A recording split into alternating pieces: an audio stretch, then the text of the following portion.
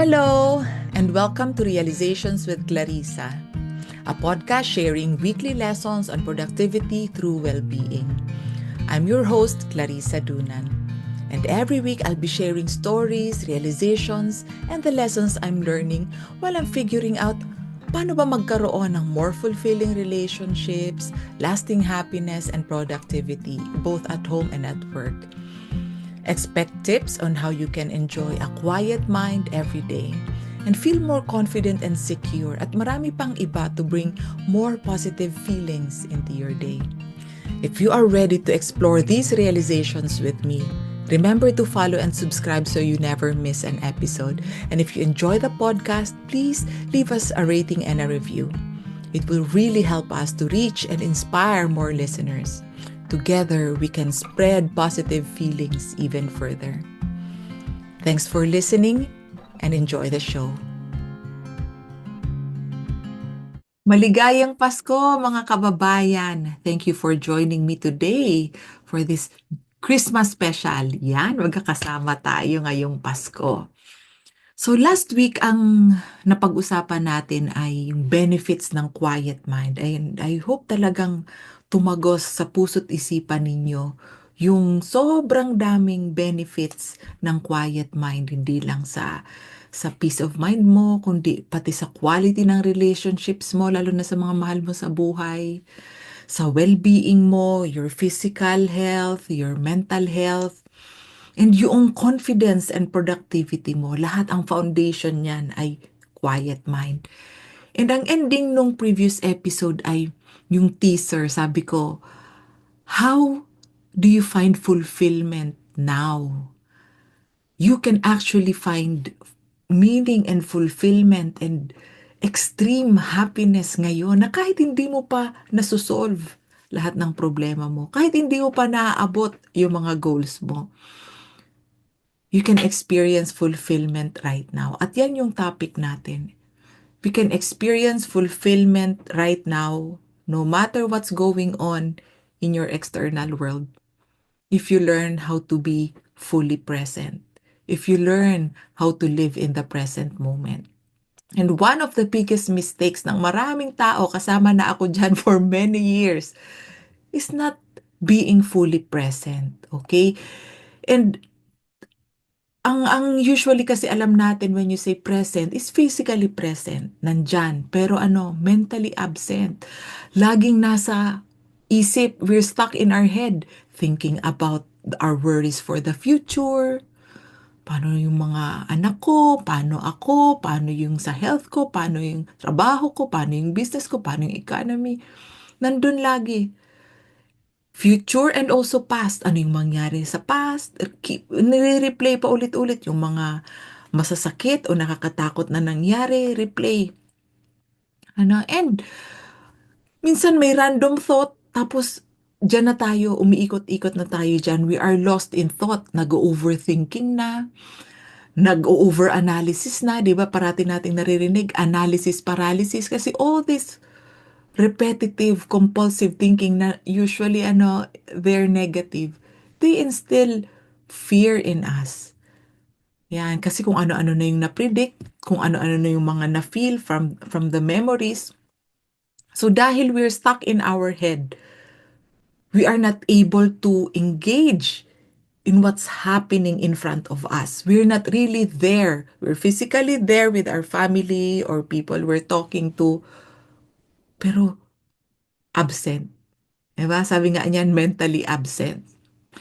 Hindi natin nai-enjoy yung mga simple moments. Hindi natin nai-enjoy yung pagkain natin o yung comfort ng seat natin at marami pang iba na kumbaga sayang kasi nandyan na yan sa harap natin. And if we really learn to appreciate these simple things, magiging sobrang fulfilling and nourishing and relaxing yung araw-araw na nabuhay natin. Okay? So, kapag hindi natin kasi na ayos itong sabi ko nga one of the biggest problems, ano ang epekto niyan? Ang epekto niyan is since lagi tayong nasa utak natin, overthinking, ano nangyayari? Dahil nga dun sa fear na nai-instill nung mga thoughts na yon about the past and the future, ano nangyayari? Natidrain tayo. Grabe yung stress levels natin. And syempre, nakaka-apekto din yan sa ating physical health, sa ating mental health, di ba? Yung chronic stress. And we miss out on life kasi nga, kung ano man yung nasa harap natin, kung ano man yung nangyayari sa harap natin, yan yung reality, yun yung life that we want to experience. Yan yung simple, yung sources ng simple joys of life. Yung connection with our loved one. 'Di ba? Kapag yakap-yakap mo ang anak mo o kapag tinitingnan mo yung anak mo, 'di ba? It's supposed to nourish you. Yung connection that you feel with them and vice versa. When they feel you that you're actually there, you're paying attention to them, that you really see them, they feel connected to you and they feel nourished by your presence. And yun nga, yung pagkain mo, grabe, kahit simpleng pagkain, you can get so much pleasure from that.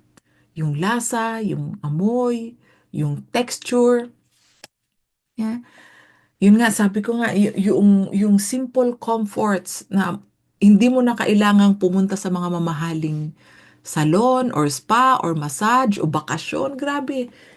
If you are fully present to enjoy the comfort of your seat, how your bum, your back, your feet feel against your chair and the floor, sobrang sarap ng feeling. And yung beauty ng surroundings mo, right now, may mga puno dyan na nakikita ako sa labas, yung sky. Madalas ko panoorin yung pag ganun ng mga dahon, yung mga ibon, yung clouds, or even the feeling of the breeze, o yung lamig, o yung init. Lahat yan, sobrang calming yung effect. And of course, kapag nandyan yung attention mo, nandyan sa senses mo, nandyan sa katawan mo, nandyan sa kausap mo, nandyan sa mahal mo sa buhay, you are not in your head. You are not stuck in your thoughts. Right? Otherwise, kapag hindi natin to natutunan, itong living in the present, kapag habit na yan, araw-araw, ganyan, we're stuck in our head, anong epekto niyan? We're disconnected. We are disconnected from the people we love. We are disconnected from our true selves. Diba? O parang hindi malinaw kung ano ba talaga ang gusto natin o kung saan tayo patutungo. Parang walang meaning, walang purpose.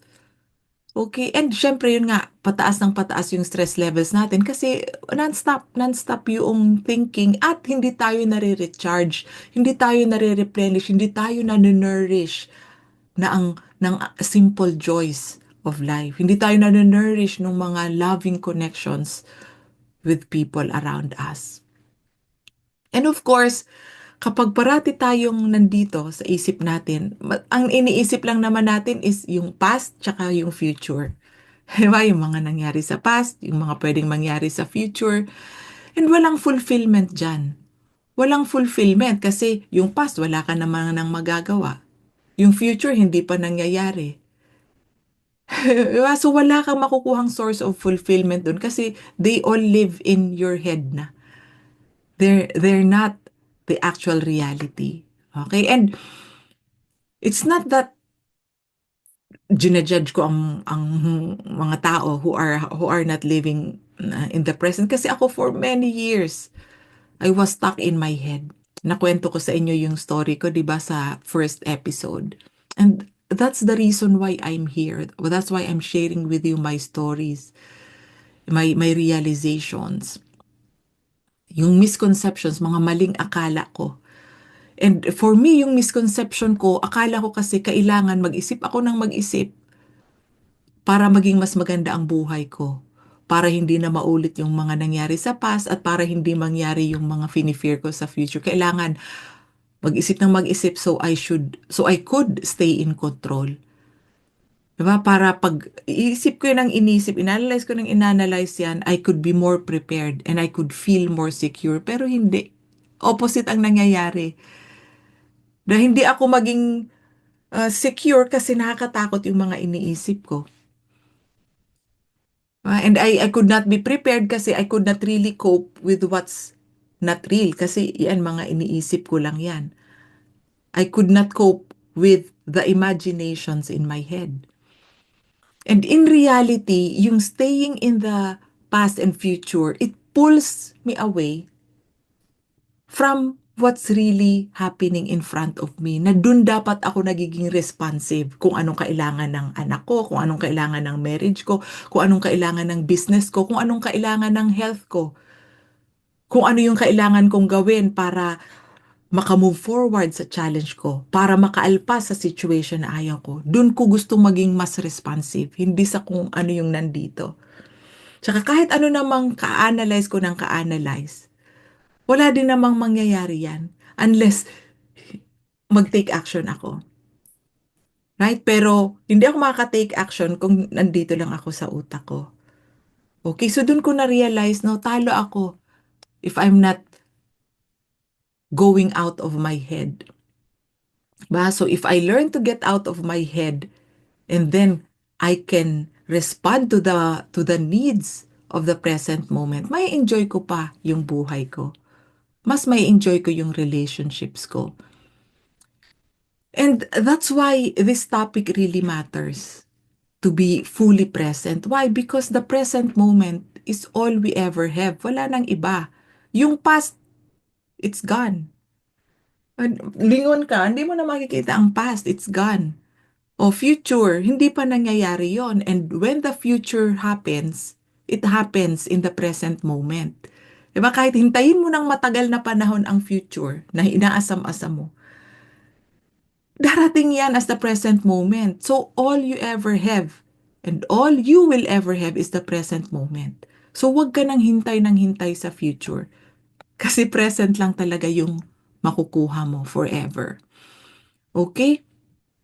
So kapag stuck tayo sa utak natin, we rob ourselves of the chance to fully live and experience life, which happens only in the present moment now.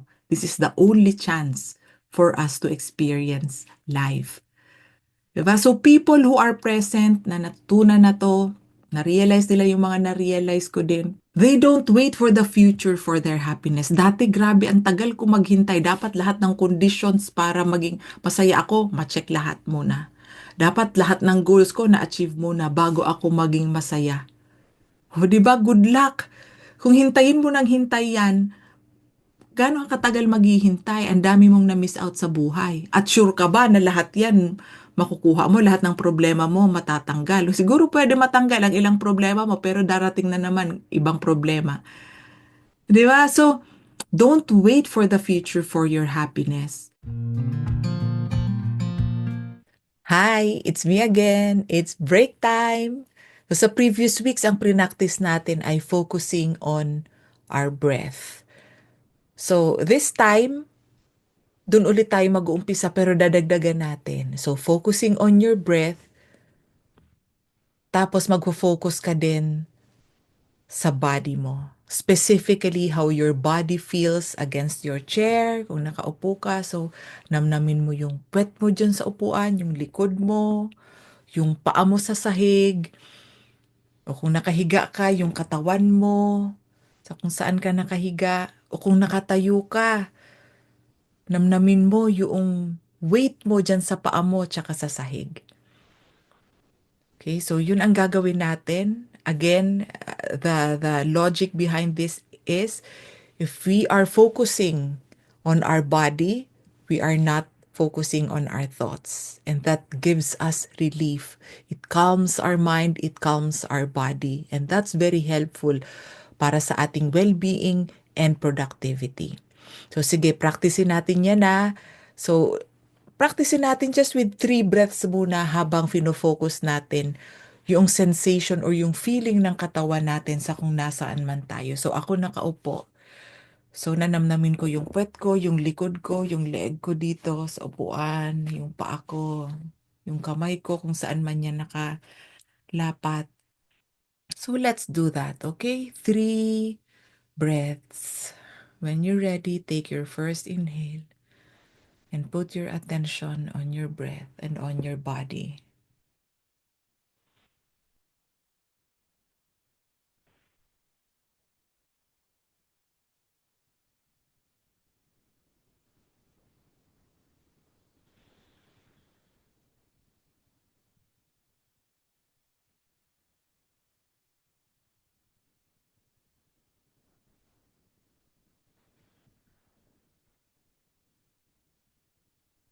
Ah. I hope ginagawa nyo din with me, ano? And practicein nyo to ng practicein. So, dun sa previous weeks, ang na-recommend ko sa inyo ay i-piggyback yung breathing practice habang nasa CR ka. So, ito, gawin mo din to, di ba? Pag nasa CR ka, namnamin mo yung sensation ng pet mo pag nakaupo ka dyan. Right? O pag nakatayo ka, namnamin mo, pag nakaapa ka, wow, malamig-lamig yung sahig. Or just pay attention to how your body feels. Feel the gravity, the comfort. Salong-salo ka, you belong, you're present. Yan. So, mafe-feel mo, grabe, relaxing. And of course, refreshed ka, energized ka. Kung ano man yung kailangan mong gawin o harapin, ready-ready ka. So, balik na tayo sa episode. So, kapag fully present ka, every day, when you fully engage with life, with your senses, nakikita mo, wow, ang ganda ng paligid, ang sarap ng pagkain ko, ang cute ng anak ko, yung mga yan, you feel yung fulfillment ba? Yung happiness every day, yun nga yung sa simple joys of life. Yung sa day-to-day activities mo, na mismong paglakad mo, wow, grabe, ang sarap ng apak ng paa ko. Pag naglalaba ako, dito sa UK, walang katulong, di ba? Ay, dati naiinis ako sa mga chores, pero ngayon, oh wow, pag sa laba, ay, ang bango ng sabon. Wow, mainit-init galing sa, um, anong tawag doon? Sa dryer. Oh, pag nagbibit-bit ako ng mga labada, oy, wow, nafe-feel ko yung muscles ko. Thank you, Lord. I'm strong, I'm capable. I can walk, I can move. Yung mga bagay na ganun. Pag kumakain ako, grabe, kahit ano yan, kahit hindi mamahalin, o, di ba? Yan. Sarap nung crunch, sarap ng lasa, yung texture niya, minsan pumipikit-pikit pa ako. At tinuro ko din to sa mga kaibigan ko, sobrang mas na-enjoy nila yung pagkain nila at yung day-to-day life nila. And because of this, yun nga, mas magkakaroon ka ng gratitude. Lahat ng maliliit na bagay, thankful ka. Tingnan ko lang ang anak ko, thank you Lord, ang cute ng anak ko. Grabe ka talaga Lord, paano mo ginawa yung mga yan na kakitan, kakitan, ewan ko ba kung saan mo kinuha yung mga ganyan. No? And dahil sa gano'n na you take in life, you take in the moment, you feel nourished. It's the present moment that nourishes you. And dahil dyan, recharge ka. Recharge ka every day. Kahit anong iharap sa'yo, kaya mo kasi recharge ka, hindi ka nadidrain. And syempre, kapag you are present, you are not stuck in your head, clear ang mind mo. At kapag clear ang mind mo, ano mangyayari? Syempre, mababa stress o pwedeng nawala na yung stress sa buhay mo o kung may dumaan man na stress, dadaan lang na mabilis tapos bounce back ka agad. Right? Meron kang inner peace. Kahit ano nangyayari sa paligid, hindi ka matitibag. And of course, dahil clear ang mind mo, lumalabas yung wisdom. Napansin nyo ba kung kailan ka overthink ng overthink ng overthink, all the more na hindi mo nahahanap yung sagot o solusyon sa problema mo. But when you have a clear mind, diyan lumalabas ang brilliant ideas. Diyan mas maganda ang decision making mo, ang problem solving mo, mas creative ka, and you are more responsive to the needs of what's in front of you. Yung sitwasyon, yung challenge, yung crisis, mas madali kang makaisip instead of ang gulo ng isip mo, tapos stress na stress ka, ang bilis mong mag-react, ang bilis mong matumba, 'di ba? At kung mag-respond ka man, ang responses mo based sa fears mo dahil sa nangyari sa past at sa fears mo sa pwedeng mangyari sa future instead of having a clear mind na ito ang kailangan ng sitwasyon na to. Ganito ako magre-respond. 'Di ba? You see the difference? That's why it's very, very powerful if you learn to live in the present and maging habit mo yan. Hindi mo na iniisip. Syempre, eventually, magiging habit mo yan. Pero sa umpisa, you have to really be intentional. Dati nung nag-umpisa pala ako, may mga post-it ako. Hanggang ngayon nga, ito nakikita mo yan. Di ko natanggal. Ayan. Be present. Oh, pati kodigo ko, nakita nyo na. Diba? Yan. May mga reminders ako. Merong alarm sa phone ko noon for me to learn how to have this as a habit. Okay? So you can also do this to correct this common mistake of not being fully present. Turn this into a habit. Turn this into a habit and really understand what it means to be fully present. So for me, being fully present means number one, you are present physically, mentally, emotionally, spiritually. Buong buo, ikaw nandyan ka. Hindi lang physically present and mentally absent. You are not lost in your head.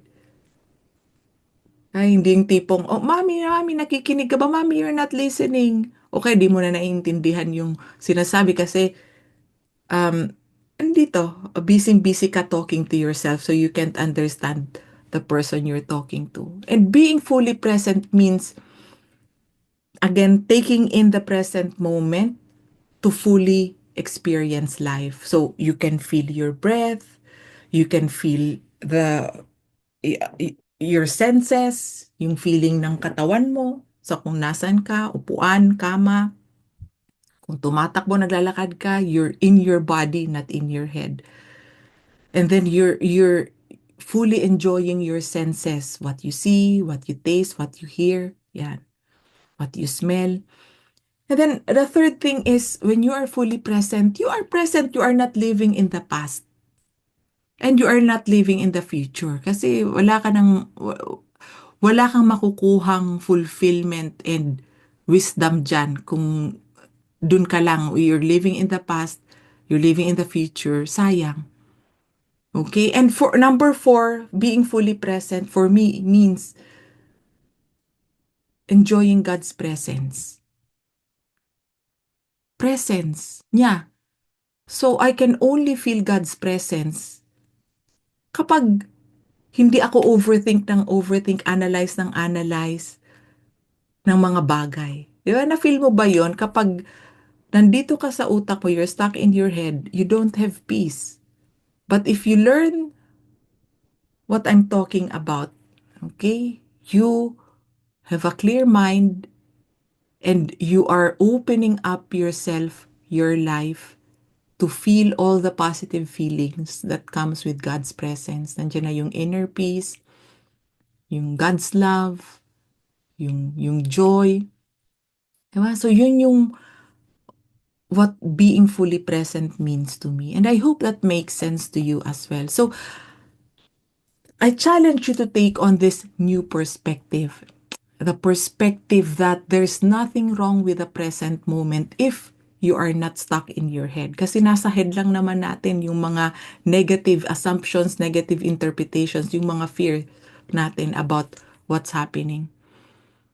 So if you go out of your head and fully experience the simple joys of life, you can enjoy what's available right in front of you. But it doesn't mean na, di ba, porket you are present and you accept the present, ibig sabihin, tamad ka na o wala ka nang gagawin o hahayaan mo na lang yung ibang tao na lahat apak-apakan ka o maging punching bag ka o maging doormat. No. It's the opposite. In fact, if you are thinking clearly, if you are responsive to the needs of the moment, dyan ka mas maganda magdesisyon. Dyan ka, dyan nagiging mas malinaw sa'yo, ano ba talaga yung kailangan mong gawin? Ano yung importante sa'yo? At mas malakas yung loob mo na gawin yung mga yan. Kasi wala nang ibang mga sabihin natin dito sa utak natin, mga pabigat sa utak natin. Okay? So when you embrace this way of living, being fully present, ang dami mong makukuhang benefit. Sobrang dami. So number one, yung peace of mind. Sino ang ayaw niyan? Di ba? Mas masarap ang tulog mo, mas healthy ka. Yung kasi syempre, pati stress levels mo bumaba. Okay? And number two, you have deeper appreciation for life's simple joys na hindi mo kailangan gumastos ng malaki o maghintay ng matagal bago maging masaya. Now na, sa maliliit na bagay, you can find so much fulfillment. And number three, you are more connected to your true self. Hindi sa kung anong mga bulong-bulong dyan sa isip. And you are more connected to others, especially the people you love. So they can feel you and you can really feel them. And number 4, you can find nourishment and fulfillment every day. Na yan yung gusto natin. Kasi syempre may mga challenges sa buhay, up and down, up and down. Pero kung parating puno ang cup natin, parati tayong recharge, ay, mas madali, mas smooth yung yung day-to-day life natin kahit may challenges, 'di ba? Resilient tayo. Okay, so if you really want to feel more alive, if you really want to feel more connected with your loved ones, and if you really want to be more at peace, you have a choice. You have a choice. You can you can either keep living with a busy mind and not living in the present, stay in the past or stay in the future and feel drained and stuck. Or you can make a commitment to fully live in the present, where you get to experience life, you get to feel more love and connection, you get to do more, you get to be responsive instead of reactive sa mga nangyayari sa paligid mo. So the choice is yours. And I really hope yung pangalawa yung piliin mo. And if you choose to embrace the present moment, join me in this journey dito sa podcast every week. Very much related sa presence yung mga topics. So yan, and if you want personalized support para maging lifestyle mo na ang being fully present, I also offer one-on-one coaching and couples coaching. So that's it for now. I hope na meron kayong napulot na ma-apply nyo kaagad sa buhay ninyo. I'll see you next week, and our topic for our New Year special next week is, what's your purpose? What's your purpose? Is it another New Year's resolution? Or maybe may mga goals ka na for 2025? Pero merong mas malalim na tanong ako sa inyo. What's your purpose in life? And what's your purpose every day? Yan ang topic natin sa susunod na episode. Maligayang Pasko ulit at manigong bagong taon. See you soon! Thank you so much for listening to Realizations with Clarissa today. I'll be back next week with more well-being, relationship, productivity, and quiet mind tips to help you get the most out of life. For now, please remember to follow and subscribe. Please share the podcast with your friends o kung sino man na alam mo na pwedeng matulungan ng podcast na to. Okay, ang sunod naman ay reminder sa mga hindi pa nakaka-download, hindi pa nakakasagot ng Life by Design. Yan, click na yung link sa description sa baba. Please download the Life by Design, which is a goal setting and self-coaching workbook. It's 30 pages of the best tools and coaching questions na alam ko, na ginagamit ko mismo at ginagamit ko din sa mga taong kino-coach ko if they want to have more clarity on their goals sa iba't ibang area ng buhay nila. So this will help you to have a holistic design of your life. Kaya nga, Life by Design. So please sagutan niya, lalong-lalo na magbabagong taon. So this will really help you to start the new year strong. At hindi lang to para sa bagong taon, kundi for the rest of your life. At meron tayong bagong webinar. I hope maraming mga naka-attend noong previous webinar na paano magsimula ulit. So ang sunod nating webinar ay sa January 7 naman. So ito ay paano ba matupad ang New Year's resolution? Yes, kasi di ba maraming tao, pag nagsulat ng goal o nagsulat ng New Year's resolution, nakaka-relate ako dyan kasi ako dati ganun din. After a few days, wala na. Di ba? Tapos, na-frustrate na, ay, hindi ko talaga kayang gawin. So, paano yan mapuputol yung ganyang sumpa? So, attend this free webinar, paano ba matupad ang New Year's resolution on January 7. So just click the link sa baba ng description para makaregister kayo sa free webinar na to. Love you and have a great week.